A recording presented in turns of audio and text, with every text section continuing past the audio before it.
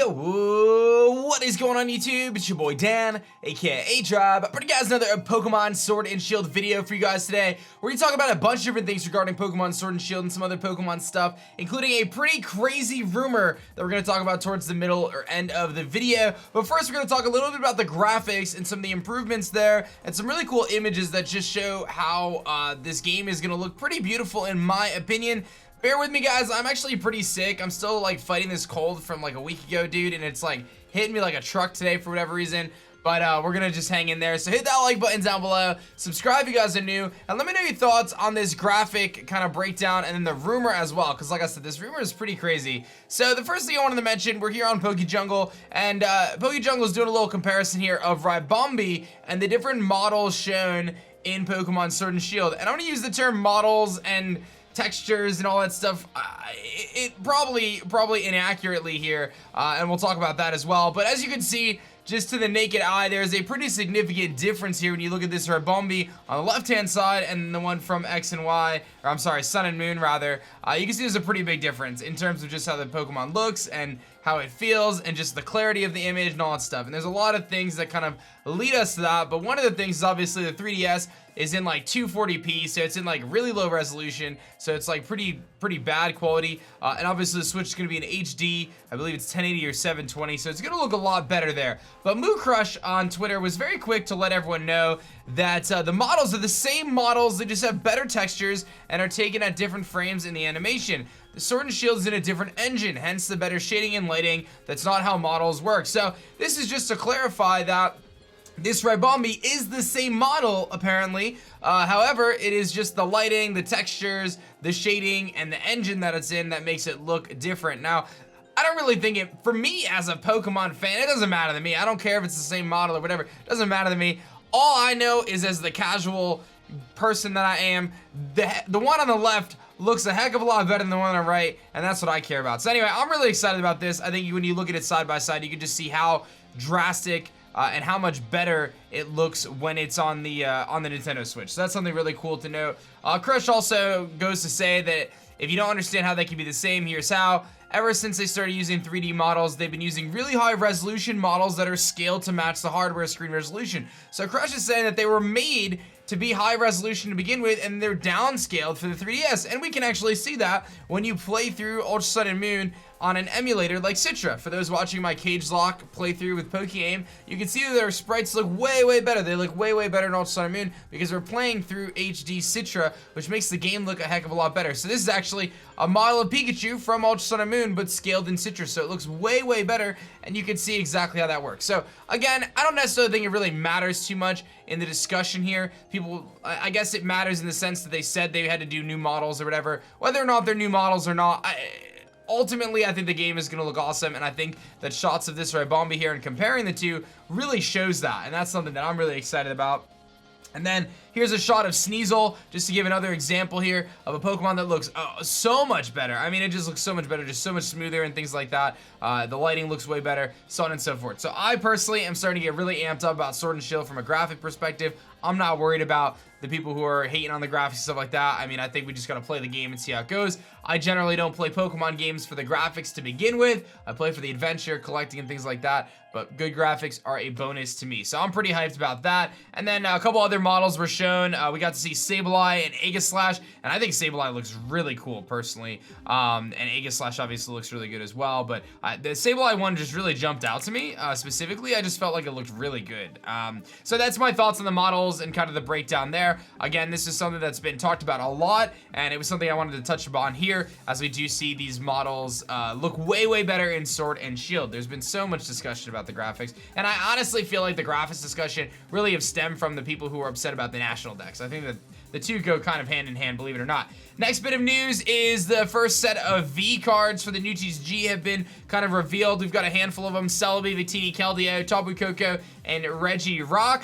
Now, I don't necessarily know if this means that any of these are going to be in Sword and Shield or anything like that, but obviously V is going to be the new kind of, I don't know, gimmick or kind of focal point of the TCG. I want to show this to you guys. I really thought the Victini card looked super cool. I'm going to try to snag one of those, and some other mythicals and legendary Pokemon showcased in the V cards, which, again, the power creep in the TCG is real. They continue to get stronger and stronger over the years, which is pretty nuts. But let's jump into the rumor here, which is the pretty big meat of this video. And as always, rumors, we take them with a grain of salt, so don't get too crazy. This one's interesting. It's got a lot of things in it that seem legit, and then it kind of takes a very strange turn at the end. So let's talk about it here. So this is the rumor. So there are 90 new Pokemon, 450 in the Galar Dex. I still think there's going to be more than 450 in the Galar Dex. Navian is a normal flying regional bird.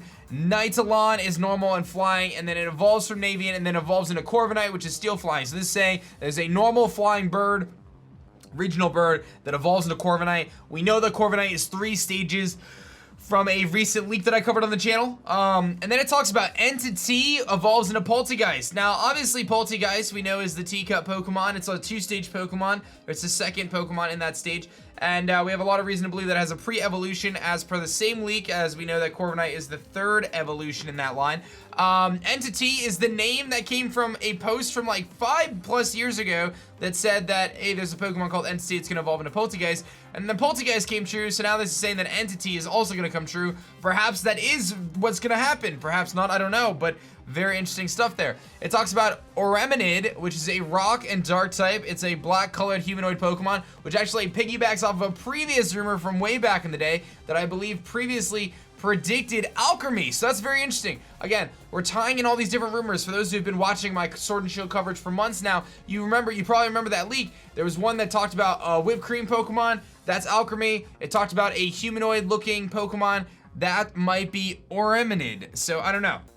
Syncubus is a dark and fairy buff-looking Incubus Pokemon that evolves from a male Impidimp, and then Lucubus is a dark and fairy Succubus Pokemon that evolves from a female Impidimp. So this is saying that Impidimp has a split evolution, whether it is male or female. Very interesting concept, not something I've seen tossed around a lot. A lot of people are saying Impidimp's going to evolve into some gargoyle-like Pokemon. This is saying that it has a split evolution based on male and female. Very interesting. Hatchrag is a dragon, a small red dragon, which is apparently the pseudo-legendary.